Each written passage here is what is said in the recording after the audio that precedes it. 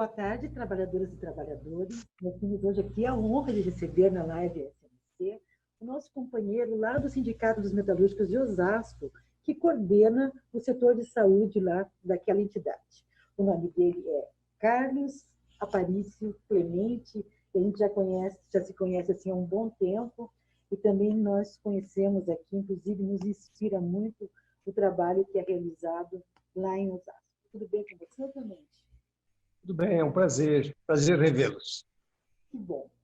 Então, no sábado agora, foi comemorado, né? É um dia para reflexão, né? Não é um dia tanto para comemoração, mas mais para reflexão da situação do surdo no Brasil. Só que eu não vou aqui, a gente não vai aqui entrar nessa abrangência assim tão grande, né? Uma questão nacional de inclusão, ela é mais complexa. Nós vamos nos ater aqui no nosso setor industrial e na área metalúrgica.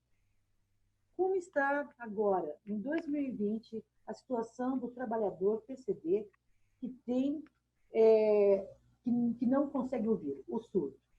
Como que está a situação dele nas fábricas? Que políticas existem? Que leis existem que as empresas devem seguir? Enfim, uma análise geral dessa situação. É com você, Clemente.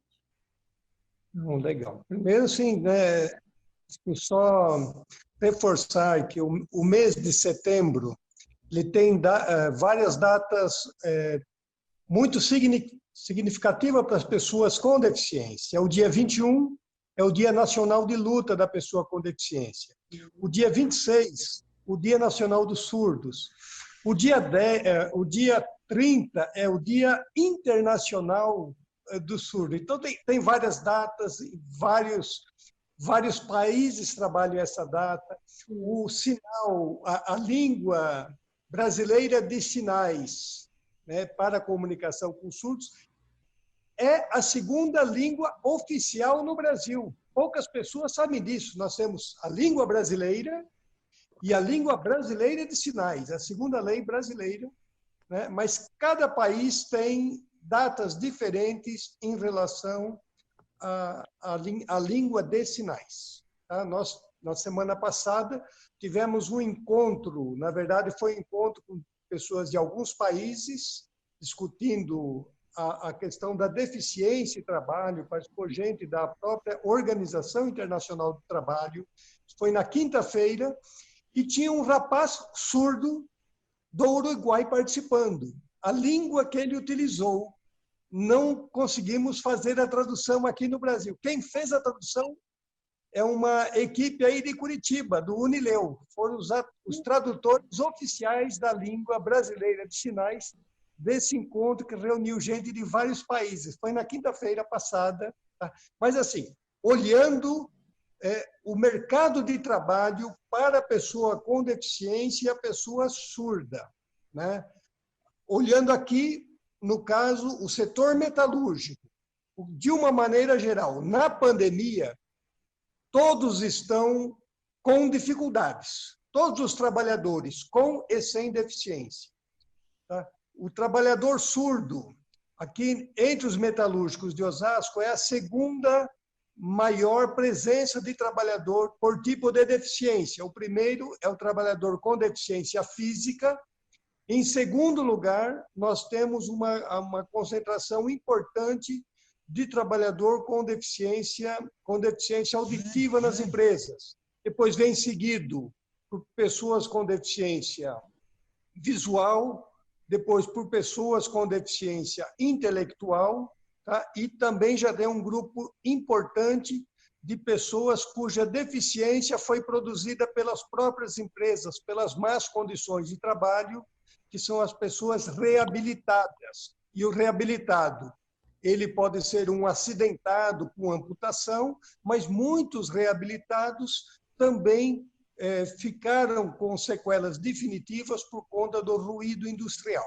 Tá? Então, surdo, pessoas com deficiência auditiva, para nós, é a segunda presença de pessoas com deficiência nas empresas aqui da região. E todos, de alguma maneira geral, durante a pandemia, estão vivendo, assim, os dramas e a situação da pandemia. que é o que está ocorrendo com todos de uma maneira geral, com e sem deficiência. Ainda tem gente em casa, tem gente demitido no começo da pandemia. A partir do dia 6 de julho, está proibido qualquer demissão de trabalhador com deficiência até perdurar a pandemia. É uma lei que passou a vigorar. Ela é do dia 6 de julho, né? Então, uma lei nacional. Então, é proibido demissão de lá para cá, mas nós tivemos demissões anteriores, nós tivemos pessoas que estão fazendo serviço em casa, pessoas que ficaram também, saíram de férias, pessoas que saíram em banco de horas. De uma maneira geral, o que ocorreu com a pessoa sem deficiência também aconteceu muito com metalúrgicos com deficiência. Tá?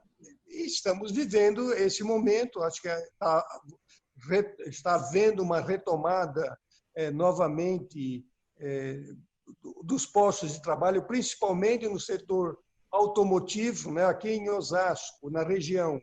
Nós temos várias metalúrgicas que são fornecedoras de autopeças de empresas aí da Grande Curitiba, né? Então, essas empresas daqui já estão, do setor automotivo, já está aumentando o seu ritmo de produção para atender as montadoras e, por consequente, as pessoas com deficiência auditiva também estão, vamos dizer, voltando mais ao mercado de trabalho, retomando o mercado de trabalho, e agora é a nossa luta para garantir que todas as empresas cumpram a legislação. Então, aí nós temos uma situação, vamos ver o que a pandemia fez, porque a gente tem uma pesquisa anual aqui em Osasco desde o ano de 2006, né, nas empresas metalúrgicas, onde em dezembro de cada ano a gente faz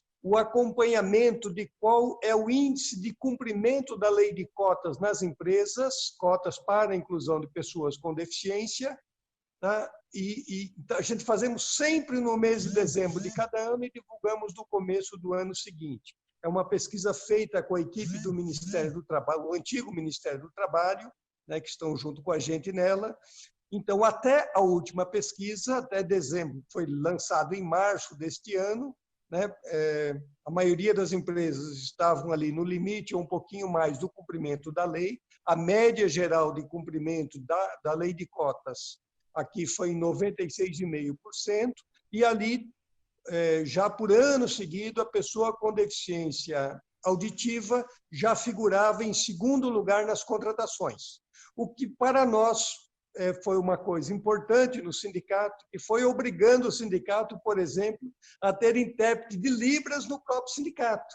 Sim. Então, desde 2005, nós temos, então já vai para 15 anos, nós temos um intérprete de Libras para dar conta, inclusive, desse novo trabalhador, né, que ingressou na empresa, começa a participar da vida do sindicato, no seu dia a dia, ou em reuniões, ou em seminários, e aí o sindicato vai tendo que se adequar. Quer dizer, desde 2005, nós já estamos nos adequando a esta realidade. Mas agora, né, depois da pandemia, então nós estamos durante, depois da pandemia, no mês de dezembro, e com certeza continuaremos a pandemia até lá, porque não existirá vacina, pelo menos aplicada no corpo das pessoas, né? Pode ter até a vacina, mas chegar às pessoas vai demorar muito. Uhum. Então, faremos a pesquisa da inclusão das pessoas com deficiência na pandemia. Vamos fazer em dezembro, e a 10ª, começamos em 2006, a primeira, então agora será, eu acredito que vai ser a 15ª pesquisa consecutiva, vamos ter um quadro melhor, né, de entender o que está acontecendo. E legal, daí quando você tiver essa pesquisa, esse resultado, você nos avisa, que a gente quer que você venha aqui contar para os nossos trabalhadores como é que está esse quadro, né? Como é que foi, de que forma a pandemia impactou esses trabalhadores. Outra coisa que você falou e que foi bem importante foi o decreto, a portaria impedindo a demissão desses trabalhadores, porque é interessante, da mesma forma que as empresas agiram de forma global, demitindo todos os trabalhadores, eles não pouparam os PCDs. É incrível como faltou solidariedade e até senso de oportunidade para as empresas, né? Nesse caso, a lei foi muito oportuna, né, Clemente? Foi muito importante proteger esses trabalhadores, né? Olha, na pandemia, acho que assim, é uma luta que nós temos que fazer, eu penso assim, nós enquanto sindicatos. A pessoa com deficiência não pode ser tratada como café com leite nas empresas, né? A pessoa com deficiência tem que ser tratada com respeito e com dignidade, né? Então, quer dizer, os empregos oferecidos às pessoas com deficiência têm que ser empregos dignos, empregos onde as pessoas, de fato, são úteis nas empresas. Então, acho que essa que é uma regra que cada vez a gente está percebendo que ela é muito importante. Mas agora, na pandemia, no começo, aliás, quem fez as primeiras atitudes para colocar as pessoas com deficiência, as empresas contra as pessoas com deficiência, foi o próprio governo federal. No início da pandemia, o governo fez uma medida provisória, né, que depois foi derrubada. Ela foi derrubada pelo Congresso porque não foi votada. Então, ela foi derrubada em julho, né? Mas esta medida provisória, chamada 927, ela suspendia a fiscalização das empresas, ela, na verdade, deixava as empresas fazer de gato e sapato seus trabalhadores. Então, várias empresas, no início, pegaram trabalhadores com deficiências a pretexto de proteção e mandaram para casa, inclusive, sem salário. Foi uma coisa maluca que, de repente, isso, né, começou a haver, inclusive, revoltas desse tipo de comportamento, não é? Mas eu lembro que nós fizemos, no mês de julho, quando se fez o aniversário da Lei de Cotas no estado de São Paulo, a gente faz isso desde 2003, envolve inúmeras instituições, incluindo a área da fiscalização do trabalho e o Ministério Público do Trabalho. Então, pela primeira vez, em julho, no dia 24 de julho desse ano, já saiu um primeiro estudo da própria fiscalização do trabalho, mostrando a movimentação. Esse estudo foi feito baseado na movimentação de admissões e demissões de trabalhadores sem deficiência pelas empresas, que o pessoal consegue desenvolver ao nível, uma pesquisa digital, né, no sistema da RAIS, Relação Manual de Informações Sociais, e percebeu-se aí que havia um grande volume de trabalhadores com deficiência aqui no estado de São Paulo sendo demitidos em maior número que as pessoas sem deficiência. Tá? Isto levantou um alerta, né, em julho, foi 24 de julho, levantou um alerta, e na semana passada nós organizamos um encontro chamado Empodera e Mobiliza, a visibilidade social, a visibilidade das pessoas com deficiência no trabalho. E nesse dia, então, fizemos uma atualização maior do período março, onde começa a pandemia, até o mês de setembro, né, que daí, então, o CAL, que é o coordenador do projeto de inclusão da pessoa com deficiência aqui no estado de São Paulo, ele apresentou esse estudo. Então, a gente percebe, né, que as empresas, elas, de fato, vão respeitar os seus trabalhadores, vão respeitar cotas, vão respeitar o que for, se nós tivermos controle social, se nós tivermos vigilância da sociedade, mas se nós tivermos, principalmente, uma atuação sindical, olhando essas questões, porque faz parte desse grupo de compromissos que nós deveremos ter, nós sindicalistas, pelo trabalho decente de todas as pessoas. E as pessoas com deficiência é parte desse universo. Com certeza. Querido Clemente, que bom ver você, ouvir suas palavras. Tenho certeza que a nossa base aqui, nós temos a tradução simultânea, né, de Libras em todas as nossas lives. Então, alcançaremos a todos. Eu tenho certeza que suas palavras aqui vão ser extremamente bem recebidas por toda a categoria.